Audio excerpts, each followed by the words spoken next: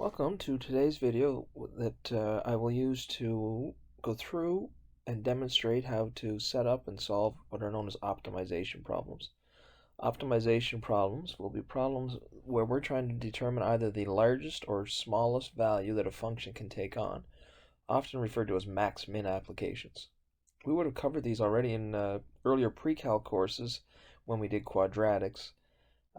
The difference being at that particular time we were limited to only being able to do these with quadratic type situations. Well, now using calculus we'll be able to extend that and examine problems of much more variety because they don't have to be limited to quadratics. Now we'll start out with kind of an example of one that we would have done last year in pre-calc 11. Just get rid of this. So for example, if we look at this word problem below, it says we need to enclose a field with a fence. We've only got 500 feet of fencing, and there's a building on one side, so we won't need any fencing where the building is. So it wants the dimensions of the field that will enclose the largest area. So whatever you're asked to either maximize or minimize in the problem, you need to build a function to model that particular quantity. So I need to build an area function to model this problem. Well, I'm going to draw a picture. We got a building, and we're going to put fencing, like so. Now, I don't know the dimensions here. I know that's x, and let's say that's y. So the problem that we're faced with is maximizing the area of the fenced-in area, or region. So the area of that region, based on what I've set up here, would be x multiplied by y.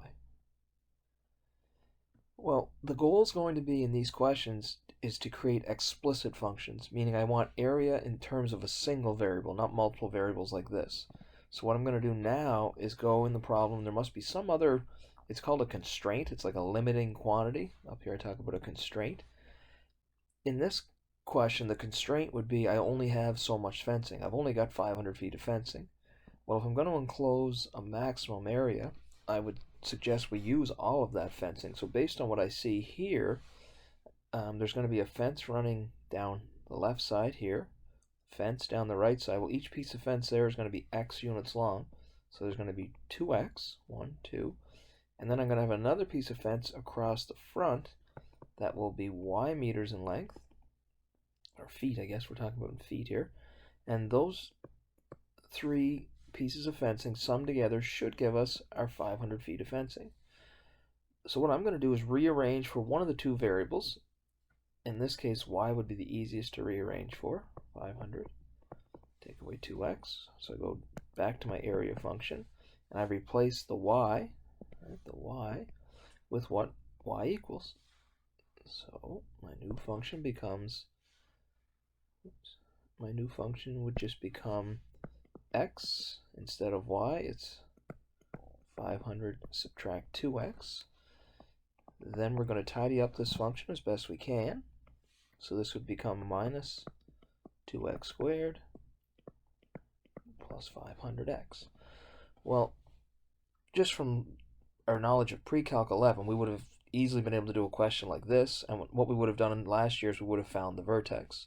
Well, what we're going to do this year instead with calculus, so yes, this is going to be modeled by a quadratic opening down. Well, the maximum or minimum values of quadratic, or any function for that matter, can only be found at these high points, or let's say your function turned back up one of these low points. Well, the significance about those points is that those are locations where the derivative is equal to 0. So what we're going to do to find maximum or minimum values, and it doesn't matter whether it's a maximum or a minimum, the derivative has to hit 0 at that particular point. So what I'm going to do here is now take the derivative, a prime, negative 4x plus 500. Your maximum will only be found where a prime is equal to 0. So I'm going to replace my derivative with 0, and then we're going to solve. So negative 500 has to equal negative 4x, divide by 4, divide by 4.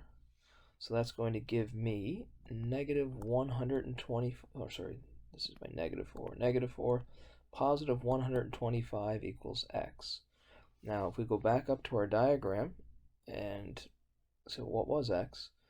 X was this measurement here, so that means this is 125, and this is 125, so that's 250 feet, which means the piece across the front in front of the building must be 250 feet. So the question said determine the dimensions. Well, we've just figured out the dimensions. This field should be, or this closed-in rectangular area should be 250 feet by 125 feet.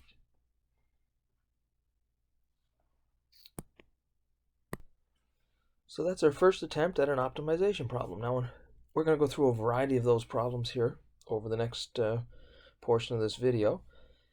But the goal is always the same thing. They'll tell you some quantity they want you to maximize or minimize. You need to build a function to model that quantity, find its derivative, and then set it equal to 0.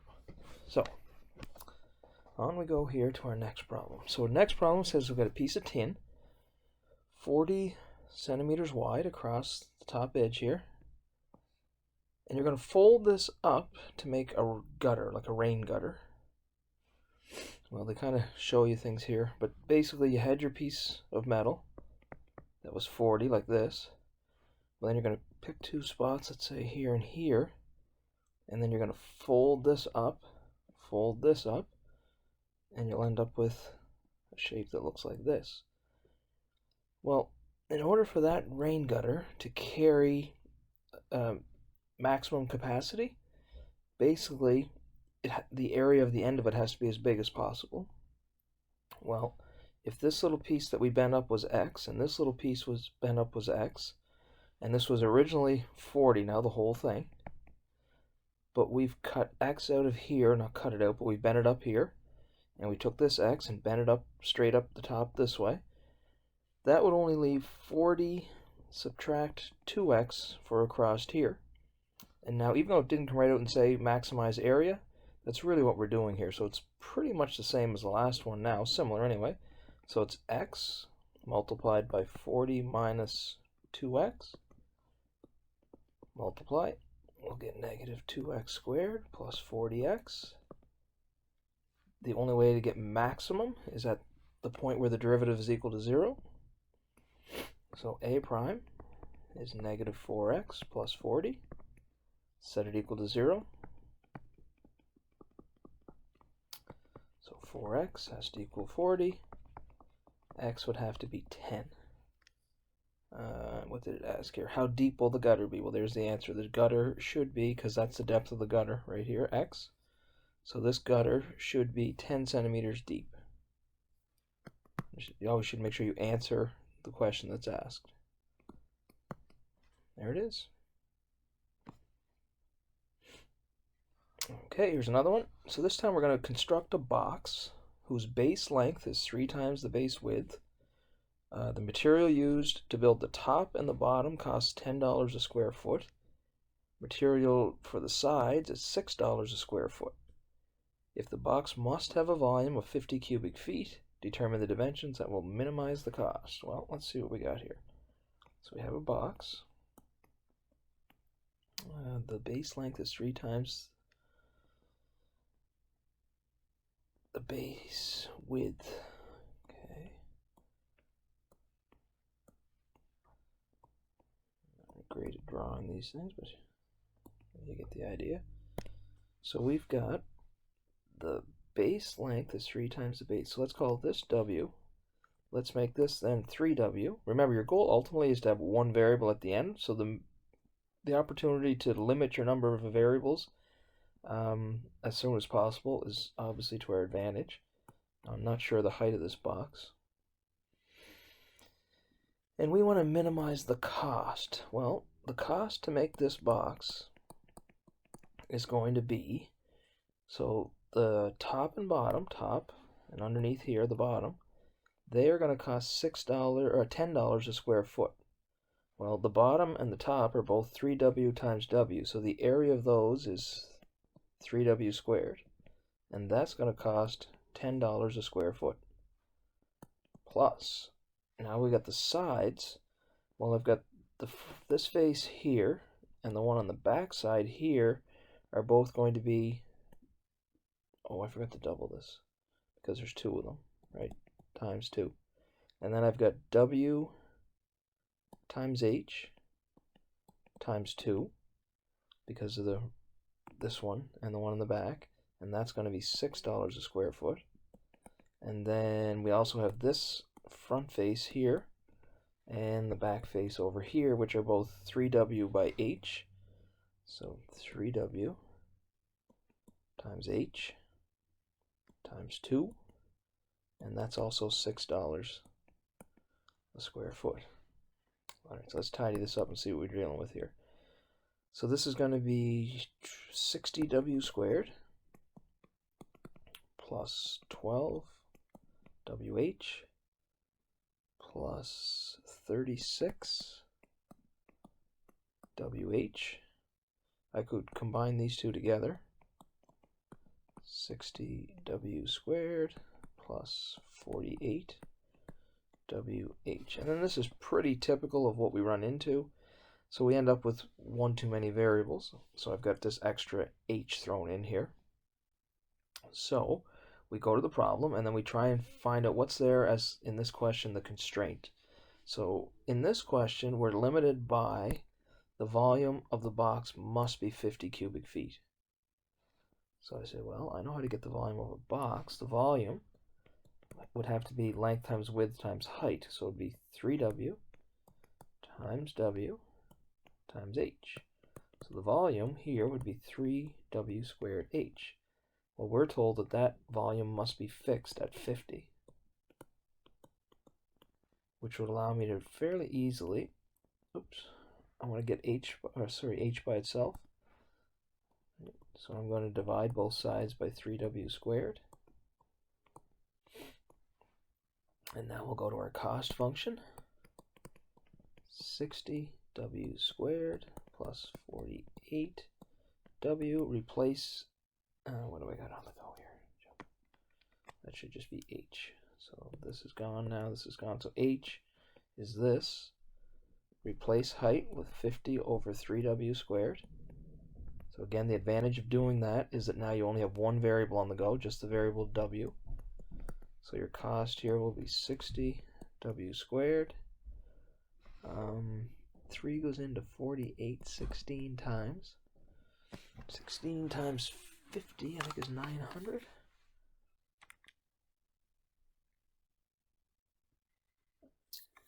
Um, 16 times 50, 800. So that would be 800. Now I've got W here and W squared here. That's going to give me W to the -1. So this would be the first example where this would be a problem that we could not have managed to navigate through last year in pre-calc in the quadratics unit, because it's not a quadratic. It does have a W squared, but it's got this W to the -1, not a W to the 1 here. So this is not a quadratic function. However, now that we have some calculus experience, we can take the derivative and set it equal to 0 to find our maximum value. So C prime will be 120W minus 800W to the -2. Your maximum value is only found when the derivative is equal to 0 or minimum. So in this case, we're looking for minimum, I think it was, minimum cost.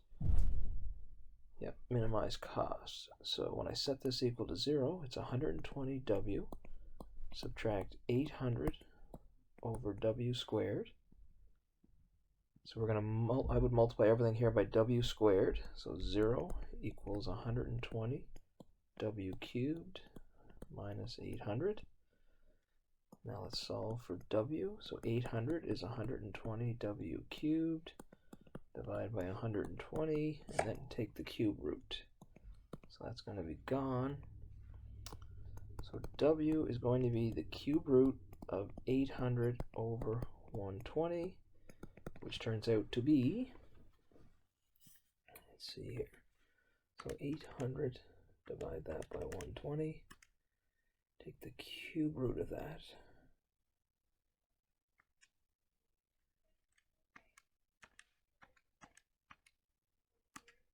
And that gives me 1.882.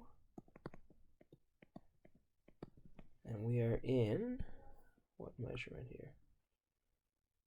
Everything's in feet. So that would be the W value. What did we... So it wants the dimensions that will minimize the cost. So the dimensions of this box should be, so the dimensions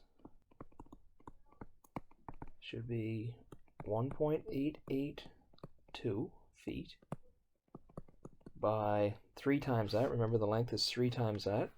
Let's get times 3. 5.646.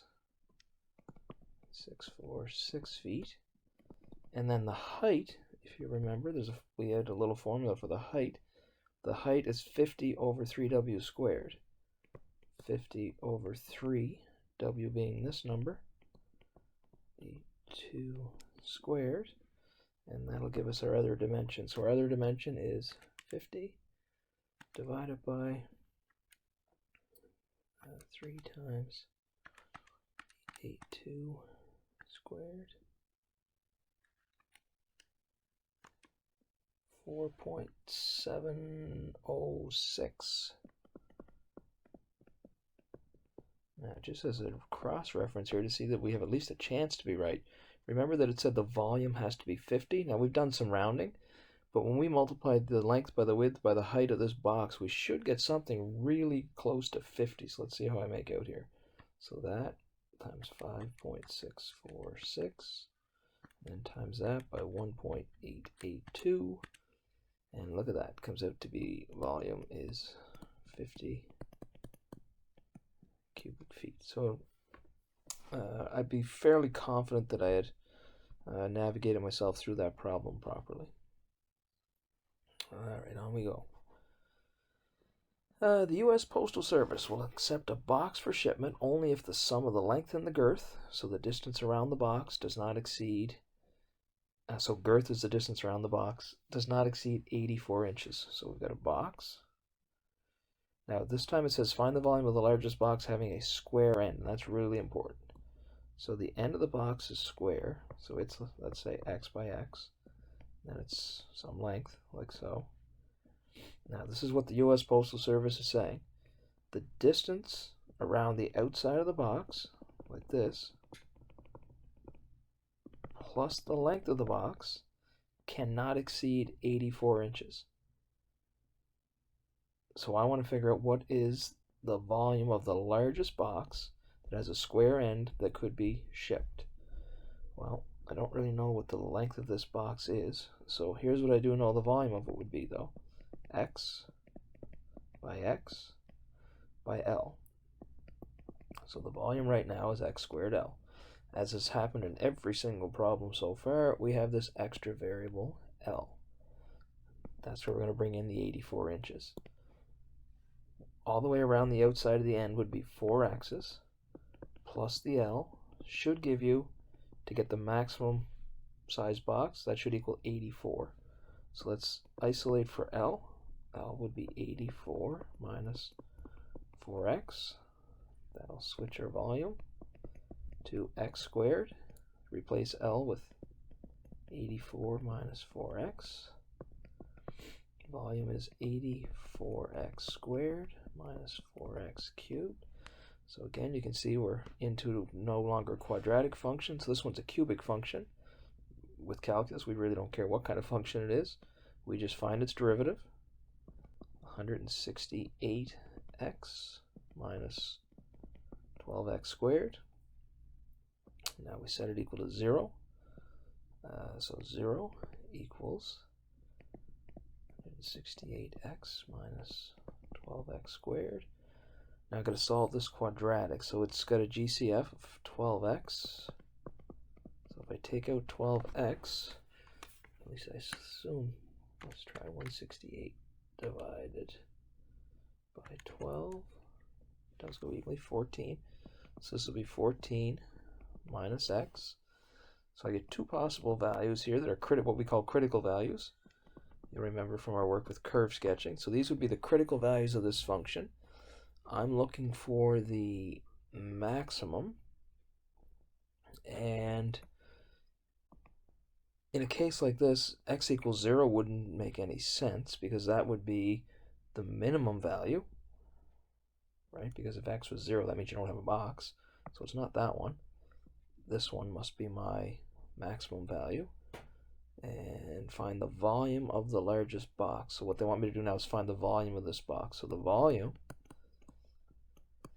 so the x value at 14 will give you the maximum volume. So our function for volume in terms of x was, so this is not v prime, the actual volume was 84x squared minus 4x cubed. So 84x squared minus 4x cubed, I think it was. 4 times x cubed, and that will give us the volume of this box. That's as big as possible. So 84 times 14 squared, subtract 4 times 14 cubed, and I get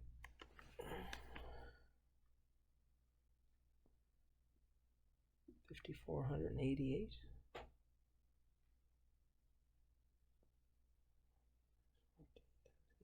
So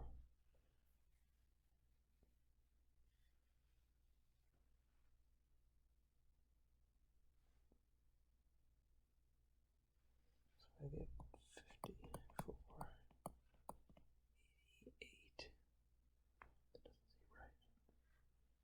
What am I in here? Feet, I think. So we are in inches. 5,488 cubic inches. I'm just double checking here my input on my calculator, make sure I hit everything right. So 84 times 14 squared minus 4 times 14 cubed. Looks good. Alright, and that would be our maximum volume that we would be able to enclose in a rectangular box with a square end. Next one. So this one wants me to determine the coordinates of a point that's as close as possible to the origin on the graph of y equals 6 over x. Well, there's your origin. 0, 0. Now, 6 over x looks something like this. That's the graph of y equals 6 over x. I may say, I didn't know that. You could use Desmos or something if you had to. Typically one like that, if it's going to be some kind of an obscure graph, I'd give you the actual graph so you know what it looks like. Now, you're going to pick some point here, which clearly would be the closest you're going to get. Now, I'm not sure what the coordinates of that point are. That's my goal, figure out where that is. Well, there's a formula that allows us to get the distance between two ordered pairs on a graph, and it is as follows. You subtract x2 minus x1 and you square it, and then you subtract your y coordinates and you square that value. That's known as the distance formula. That is certainly a formula you should be familiar with, that you would have been introduced to in grade 10. Okay, so let's set up the distance then between these 2 points. So this one and the origin. So my formula here would be x, right? This x value minus this x value. So x minus 0 squared plus y minus 0 squared.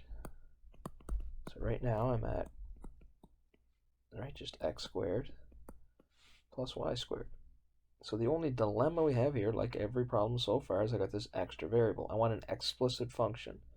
So what could I put in there instead of the letter y? Well, it said right here that on this graph, the y value is always 6 over x. So now you just simply rewrite your function as x squared plus 6 over x squared. Let's clean that up a little bit. That would be x squared plus 36 over x squared find the derivative. So d prime, chain rule, so 1/2 x squared plus 36 over x squared to the negative 1/2. The derivative inside the brackets would be 2x. Now 36x or over x squared, this is the same thing as 36x to the negative 2. So that will become minus 72 x to the minus 3. So this is a pretty messy looking function, but the positive is going to be, when I set this equal to 0, which is what we do next, so we set our distance equal to 0, or d prime equal to 0, 1/2. Because this is to the negative 1/2, that really pushes it down here and means x square root is 1/2, x squared plus 36 over x squared. This stays in the numerator, so it's 2x minus 72x to the minus 3. Well, the only way that a fraction can become 0 is if the numerator is equal to 0. So all I have to do is set this part equal to 0. So 0 is 2x minus 72 over x cubed. Let's multiply everything through by x cubed again, like we did in an earlier example. This becomes 2x to the 4th minus 72. So 72 over 2 is x to the 4th. So 36 is x to the 4th. Take the square root of both sides. Sorry, not the square root, the 4th root. And the 4th root of 36. So 36. Actually, you know what? Just for the sake of this question, let's just leave it precise as the 4th root of 36. Your y coordinate in this question, if I remember right, was 6 over the x, I believe. So to get my y coordinate, it would be 6 over the 4th root of 36, meaning the ordered pair where you would be as close as possible would be the 4th root of 36, comma 6 over the 4th root of 36. So in that example, I used the distance formula as my means of creating a function of distance that I could then take the derivative of and minimize.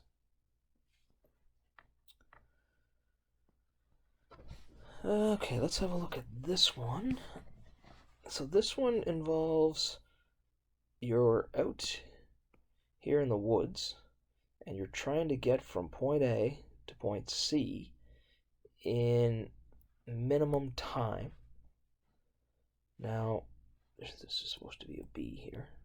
So if we looked at this question, it said you're at point A, you're 5 kilometers off the road in a straight line here. Right, so this distance here is 5 kilometers.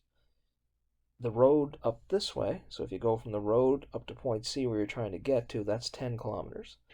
Well, you can walk 5 kilometers per hour when you're on the road, but out in here, in this part, you're in the kind of rough terrain of the bush, so you can only go 3 kilometers per hour. So what you want to do, now be careful here, students say, well, why wouldn't you just do this? Well, that's the shortest distance, but that's not the shortest time. To get the shortest time, you're going to pick somewhere along the road that you're going to hit, right? So you end up out, hit the road, and then here will get you the rest of the way. So what you need to do is put a variable here. So I'm not sure how far up the road I should go, so that's unknown. And then that, if the original distance was 10, right, from there to there was 10, and this piece in here is x, that means this piece would have to be 10 minus x. Well, in the concept of time, and you're talking about distances and speed, your time is your distance divided by your speed. So I'm going to have my time here and my time here. So the total time to get from A to C will be the time it takes me to walk this piece in the woods plus the time it takes me to walk the piece along the road. Well, using my formula here, the time here, so I need this distance. Well, if that's x and this side is 5, right, x and 5, Pythagoras' theorem would say that this side is x squared plus 25, and then take the square root of it. That's that distance. So the time is your distance, x squared plus 25, divided by your speed on that segment, which was 3 kilometers per hour, plus this distance is 10 minus x, divided by my speed along here, which would be 5 kilometers per hour.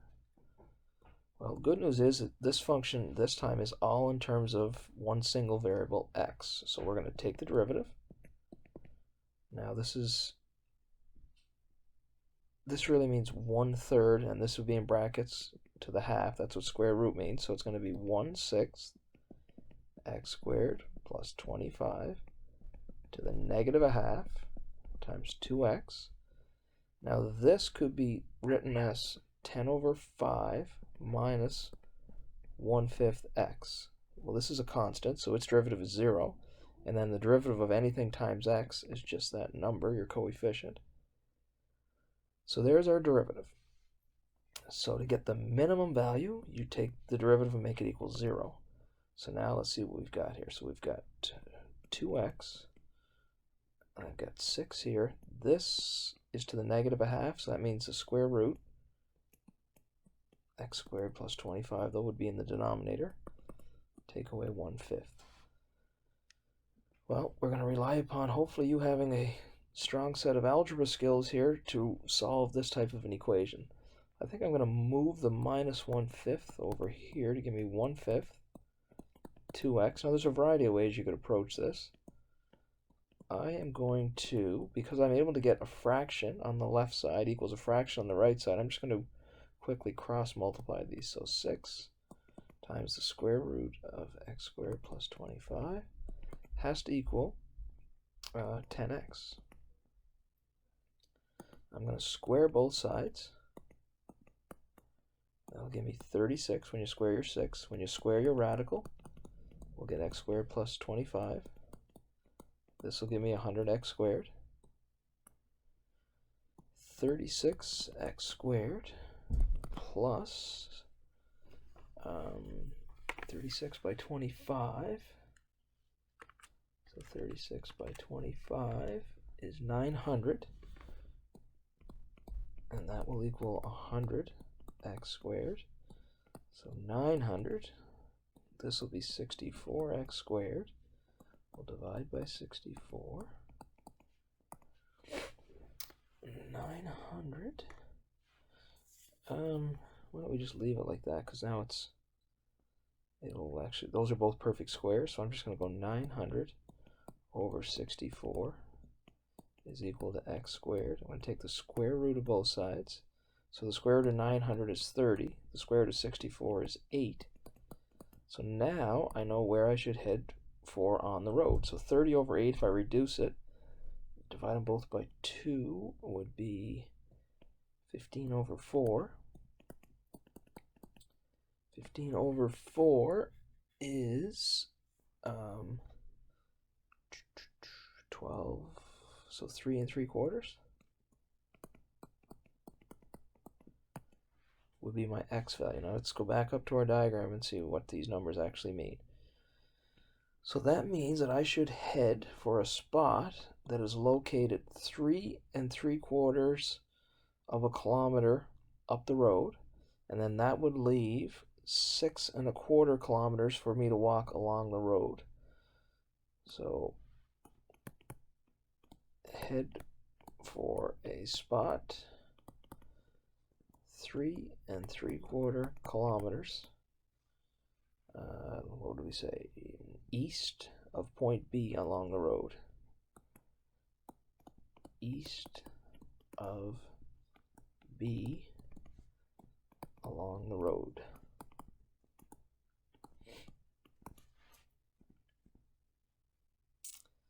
Those are neat questions like that. Now, do you gotta? I'm not gonna kid you here. You gotta know your stuff to get something like that right. Having an example like this to at least follow for the first time will certainly help when you run into these types of questions again. let's see what I've got. This one is somewhat similar. So we've got two posts. One's 12 feet high, and the other one is 28 feet high. Let's put them like this. So let's say this is the 28-foot post, and then you've got your 12-foot high one, and then there's a wire. So they're 30 feet apart, and then there's a wire. So they are to be stayed. That means held up by, attached at a single stake, running from ground level to the top of each post. So one goes there, and one goes there.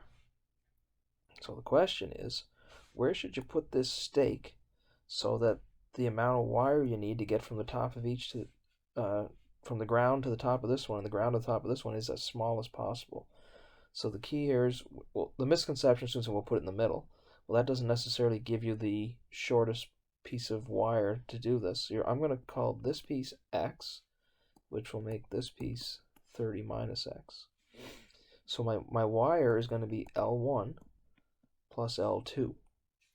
Well, so my total length, the total length of the wire will be, as we said, L1 plus L2.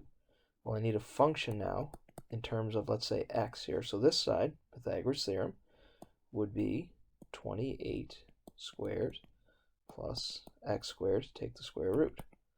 This side will be 12 squared plus 30 minus X squared. So your derivative will be two chain rules, so 1/2. What's 28 squared here? So 28 squared is 784. So it's 1/2 784 plus X squared to the negative 1/2 times 2X plus 144. Wait, no, I have to do my chain rule there, sorry.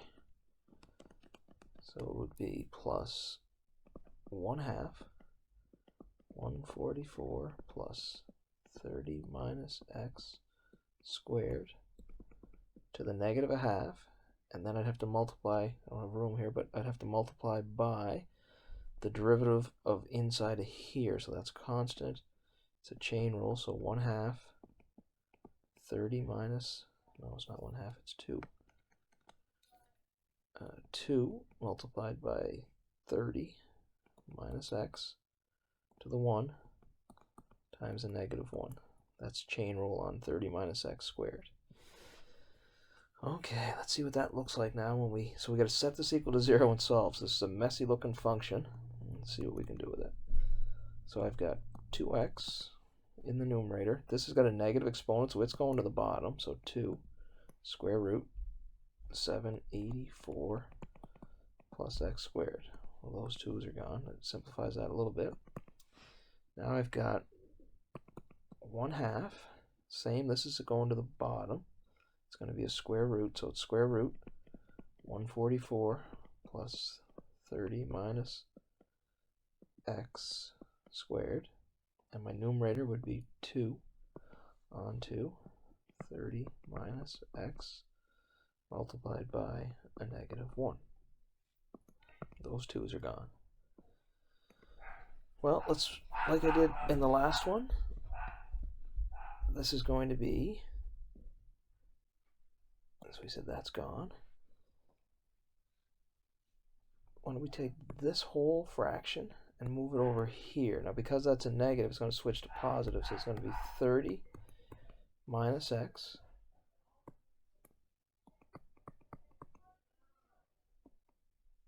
(144) plus 30 minus x squared. Right, notice it's positive now. Equals x square root of 784 plus x squared. So now we're going to have to cross multiply. So 30 minus x multiplied by 784 plus x squared equals x times 144 plus, oh, that's 144 plus 30 minus x all squared. Square both sides, so 30 minus x squared onto 784 plus x squared equals x squared onto 144 plus 30 minus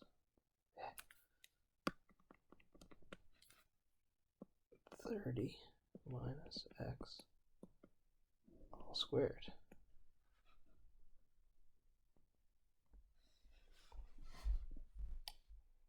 Let's just see. So I'm going to take this and multiply it into these brackets. So 784 onto 30 minus x squared plus x squared onto 30